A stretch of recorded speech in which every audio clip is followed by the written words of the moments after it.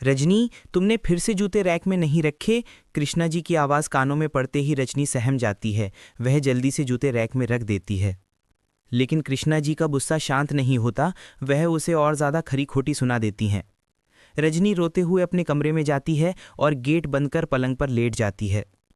काश मेरी माँ ना मरी होती, काश पापा ने दूसरी शादी न की होती, काश मैं भी मर जाती। ऐसी ही बातें सोचकर रजनी रो रही थी। कुछ देर तक रोते रोते वह सो गई।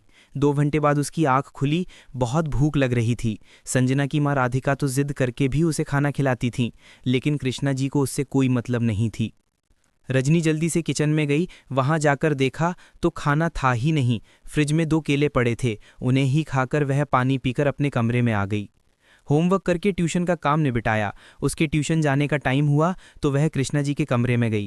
कृष्णा जी टीवी देख रही थीं। मम्मी, गेट बंद कर लीजिए, मैं ट्यूशन जा रही हूँ, रजनी ने डरते डरते कहा। हाँ हाँ, क्यों नहीं, मैं तो तेरी नौकर लग रही हूँ। मुझे समझ नहीं आता, तेरी पढ़ाई पर ही सारी कमाई लुटा देते हैं।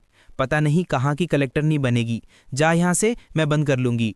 कृष्णा जी को बोलता छोड़कर रजनी चुपचाप निकल गई। उसे पता था वापस आकर डोरबेल बजाना उसे कितना भारी पड़ेगा। शाम को उसके पापा जगदीश जी घर आए। कहाँ है मेरी लाडो, देख मैं तेरे लिए क्या लाया हूँ। यह कहकर जगदीश जी ने एक बड़ी सी डॉल रजनी के हाथ में पकड़ा दी। उसे देखकर रजनी के चेहरे पर मुस्कान आ गई। उसे खुशी डॉल से नहीं थी, बल्कि इस बात से थी कि उसके पापा उसे अभी भी इतना प्यार करते हैं, भले ही वो कृष्णा जी से डरते थे। तभी किचन से कृष्णा जी पानी लेकर आईं। क्या ज़रूरत थी इस फिजूल खर्ची की? आपको पता है ना इसकी पढ़ाई पर कितना खर्च हो रहा है। जगदीश जी ने उन्हें समझाते हुए कहा। अरे भाई, कोई बात नहीं, बच्ची है, उसका भी मन करता होगा खेलने का। वह तो बेचारी किसी चीज़ की जिद नहीं करती। आज बाजार में यह डॉल देखी तो मैं अपने आप ले आया। कृष्णा जी चुप रह गईं और चाय बनाने किचन में चली गई। कृष्णा जी ने अपने पति के मरने के बाद जगदीश जी से यह सोचकर दूसरी शादी कर ली थी कि मज़े से रहेंगी, लेकिन जब से रजनी की जिम्मेदारी उनके कंधों पर आई है तब से वह उसे परेशान करने लगी थीं। वह चाहती थी अपनी माँ की तरह वह भी मर जाए या कहीं चली जाए। बस जगदीश जी के कारण उनको चुप रहना पड़ता था। स्कूल की छुट्टी वाले दिन जगदीश जी के ऑफिस जाते ही सारा काम रजनी के सर पर डालकर वह सोने चली जाती थीं। रजनी की उम्र 8 साल थी, लेकिन ऐसा लगता है कि माँ के मरते ही वह अपनी उम्र से काफ़ी बड़ी हो गई है। घर का सारा काम करती, अपनी पढ़ाई करती और माँ से झिड़कियाँ भी खाती थी। कभी कभी उसकी पिटाई भी होती थी। एक दिन रजनी बर्तन साफ कर रही थी, तभी उसके हाथ से एक कांच का ग्लास गिरकर टूट जाता है। यह देखकर कृष्णा जी उसे बहुत मारती हैं, उसे खाना भी नहीं देती। रात तक रजनी रोती रहती है। वह अपने कमरे में पलंग पर लेटी हुई रो रही थी, तभी उसके पापा जगदीश जी कमरे में आए। कृष्णा जी ने उन्हें पहले ही बता रखा था कि रजनी खाना खाकर सो गई है। जब से किसी काम से रजनी के कमरे में गए तो देखा वह सुबक सुबक कर रो रही थी।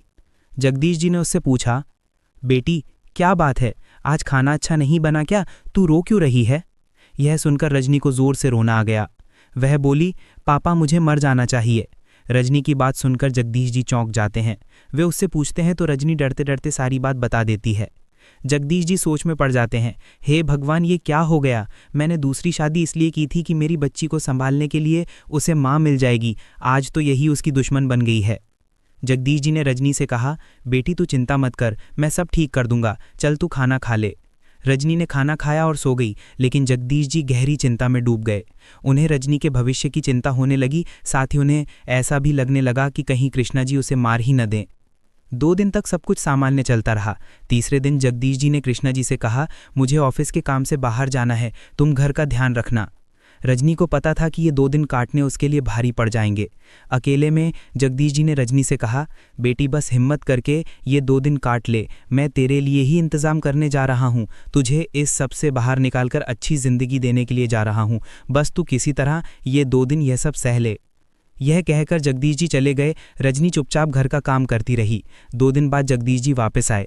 जगदीश जी जानते थे कृष्णा जी के मायके में शादी है, वह ज़रूर जाएगी, बस उसी दिन का इंतज़ार था। कृष्णा जी के जाते ही जगदीश जी ने जल्दी से अपना और रजनी का सामान पैक किया और दोनों निकल गए। जगदीश जी रजनी को लेकर रेलवे स्टेशन पर पहुंचे। वहां जाकर उन्होंने मुंबई की 2 टिकट खरीदी और रजनी को लेकर ट्रेन में चढ़ गए। रजनी को कुछ समझ नहीं आ रहा था। वह बोली, पापा हम कहाँ जा रहे हैं? यह सुनकर जगदीश जी बोले, बेटा बहुत दूर जा रहे हैं, अपना सब कुछ छोड़कर। जो गलती मैंने की थी उसका प्रायश्चित कर रहा हूँ। मैं तेरे लिए माँ लाना चाहता था, लेकिन मुझे क्या पता था कि वही तेरी दुश्मन बन जाएगी। यह सुनकर रजनी बहुत खुश हो गई, लेकिन दूसरे ही पल वह बोली, पापा मम्मी का क्या होगा, वह अकेले कैसे रहेंगी। बेटी की बात सुनकर जगदीश जी की आंखों से आंसू छलक गए। वह बोले, बेटा तुझे उसका ख्याल है जिसने कभी तुझे बेटी नहीं माना। उसकी चिंता मत कर, मैंने उसके बैंक में कुछ पैसे जमा करा दिए हैं। दोनों मुंबई पहुंच जाते हैं। वहां एक मकान किराए पर लेकर रहने लगते हैं। थोड़ी भाग दौड़ करके जगदीश जी को एक नौकरी भी मिल जाती है। मकान मालकिन बहुत भली थी, वह जगदीश जी के जाने के बाद रजनी का ध्यान रखती थी। इधर जब कृष्णा जी घर वापस आई तो उन्होंने देखा ताला लगा हुआ है। बस यही होना था, पापा के जाते ही महारानी खेलने निकल जाती है। वह तो अच्छा है, दूसरी चाबी है मेरे पास, आज आने दे, उसे ऐसा सबक सिखाऊंगी कि कभी घर से बाहर कदम नहीं रखेगी। कृष्णा जी अपने बेडरूम में जाकर सो जाती हैं। दोपहर से शाम और शाम से रात हो जाती है। न जगदीश जी आए न रजनी। उन्हें चिंता होने लगी। वह घर में इधर उधर घूम रही थीं, तभी उनकी नज़र सामने मेज पर पड़े कुछ सामान पर गई। सामान के साथ एक चिट्ठी भी थी। कृष्णा जी ने चिट्ठी पढ़ी और उनका रो रो कर बुरा हाल हो गया। सामने बैंक की पासबुक, जगदीश जी का मोबाइल पड़ा था। अब तो वह उनसे संपर्क भी नहीं कर सकती थी। बेटी की खातिर अपना सब कुछ छोड़कर जगदीश जी एक नई दुनिया बसाने चल दिए। इस कहानी को पढ़ने के लिए आप सभी का बहुत बहुत धन्यवाद। अगर आपको ये कहानी पसंद आई हो तो लाइक, शेयर, सब्सक्राइब और कमेंट करना ना भूलें दोस्तों। Thank you so much.